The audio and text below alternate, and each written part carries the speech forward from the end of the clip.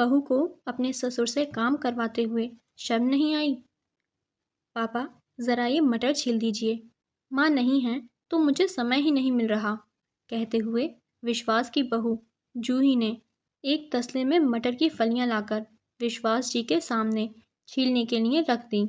हाँ हाँ बेटा, क्यों नहीं, बस एक तसला और दे दे, जिसमें मटर के छिलके रख दूंगा, बाद में बाहर जानवरों को खिला दूंगा। कमल जी आश्चर्य से मुंह बनाए विश्वास जी को और उनकी बहू को देख रहे थे। ये कैसे बहू और ससुर हैं? न बहू को अपने ससुर जी से कहते हुए संकोच लगा और न ही ससुर जी ने बहू की बात का बुरा माना कि बहू अपने ससुर से काम के लिए कह रही है।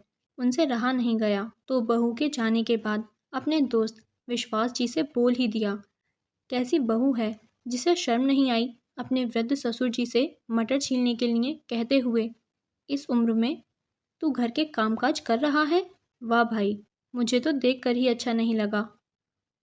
तू तो बहू बेटे के साथ बिल्कुल बेचारा बनकर रह गया। पता चल गया तेरे बच्चे तेरी कितनी कद्र करते हैं। मुझे तो आश्चर्य हो रहा है कि तूने अपना दुख दर्द आज तक मुझसे कभी नहीं बांटा।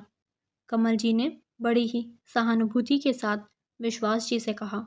दरअसल कमल जी अपने दोस्त विश्वास जी के साथ उनके गार्डन में बैठे बातचीत कर रहे थे। वो लोग रोज पार्क में मिलते थे।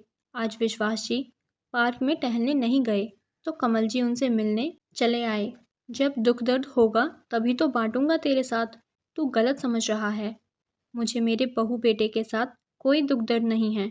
आजकल तुम्हारी भाभी जी अपने मायके गई हुई हैं और चलते समय मुझे समझा कर गई हैं कि घर के कामों में बहू की मदद कर देना। वो बेचारी अकेले छोटे बच्चों के साथ परेशान हो जाएगी। विश्वास जी हंसते हुए बोले, क्या मतलब, तुझे घर के काम करते हुए कोई तकलीफ नहीं होती? और वो भी बहू की मदद? भाभी जी के साथ तो कभी काम करते नहीं देखा। घर के काम करना और घर की औरतों की सहायता करना तू कब सीख गया? सीखने का कोई अंत नहीं होता मेरे दोस्त, जब जागो तभी सवेरा। बहू को तो मुझसे काम कहते हुए बहुत संकोच होता था, लेकिन अब मैं जब भी घर पे होता हूँ तो खुद ही उससे पूछ लेता हूँ। वैसे भी पौधों में पानी देना, पानी भरना, सब्जियाँ लाना, उन्हें छाँट कर धोना, रखना, फिर सूखने पर फ्रिज में लगाना, दूध लेकर आता हूँ तो ये इंतज़ार नहीं करता कि उसे बहू ही आँच पर चढ़ाए, मैं खुद ही चढ़ा देता हूँ। ज़रूरत पड़ने पर सब्जियाँ भी काट देता हूँ। ये छोटे छोटे काम कर देता हूँ। बहू की बहुत मदद हो जाती है। अब रिटायर हो गया हूँ तो समय ही समय है। अपने लिए भी वक्त रहता है और घर के लिए भी। खाली बैठकर ऊब जाऊंगा और शरीर भी बेकार हो जाएगा। इसलिए जब तक शरीर चले, चलाना चाहिए। हम भी खुश और परिवार वाले भी खुश। विश्वास जी की बातें सुनकर कमल जी सोचने पर मजबूर हो गए और बोले, यार, घर का काम करना तो औरतों की जिम्मेदारी होती है। बचपन से यही सुनते आए हैं। अब मुझसे तो ये सब नहीं होता। तुम्हारी भाभी के गुजरने के बाद तकलीफ़ें तो बहुत होती हैं। बहू भी हर समय चिड़चिड़ी रहती है। लेकिन क्या करूं, अब चाहूं भी तो मुझसे तो घर का कोई काम नहीं होगा। तो अब सीख ले, सीखने का कोई अंत नहीं होता। जब चाहो तब सीख लो। कोशिश करो, धीरे धीरे आदत में आ जाएगा। एक पते की बात बताता हूँ, घर के कामों में बहू की मदद कर दिया करो। वो खुश रहेगी तो तुम्हें भी खुश रखेगी। घर जाते समय कमल जी ने रास्ते से कुछ सब्जी खरीदी और घर आकर अपने आप ही सब छांट बीन कर धोकर रख दी।